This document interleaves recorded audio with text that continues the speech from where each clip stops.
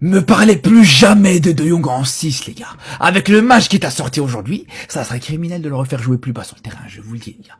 Ça serait vraiment criminel de le refaire jouer en 6. Avec déjà ce qu'il t'a apporté offensivement, on n'a jamais vu un De Jong depuis très longtemps apporter autant sur l'aspect offensif. Et il t'a apporté certaines passes comme ici pour Ferran Torres que malheureusement il a raté. Tout en permettant justement d'avoir une sécurité juste derrière avec, comme on voit ici, avec Casado qui reste en retrait pour assurer la sécurité. Imaginez-vous juste 2 secondes, les gars. Ce trio ici. De Jong ici à gauche. Casado et Pedri. Pour moi, ça serait exceptionnel. Alors vous allez me dire, ouais, mais Fermin Lopez, tu le mets où? Moi, Fermin Lopez, je le mets en faux neuf. Fermin Lopez, moi, je le mets ici à la place de Ferran Torres. Là, tu pourrais avoir une équipe du Barça beaucoup plus dangereuse, beaucoup plus entreprenante. Et surtout beaucoup plus solide aussi, parce que on parle des qualités de Jong sur l'aspect offensif, même défensivement, les gars.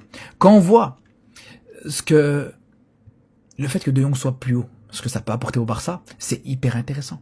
Parce qu'on voit juste derrière l'organisation défensive, le fameux T défensif, avec Casado qui vient compléter et renforcer l'axe de cette défense du Barça, et un De Jong à chaque fois qui vient apporter un renfort, apporter une supériorité à cette défense catalane. Et c'est là où, pour moi, je vous le dis, les gars, ça devient injouable. Ça devient injouable. Alors, même si aujourd'hui, voilà, ce Barça était loin d'être complètement parfait. Pedri manquait énormément dans ce milieu de terrain. Il y avait beaucoup de choses qui étaient un petit peu compliquées, mais il faut se le dire, les gars.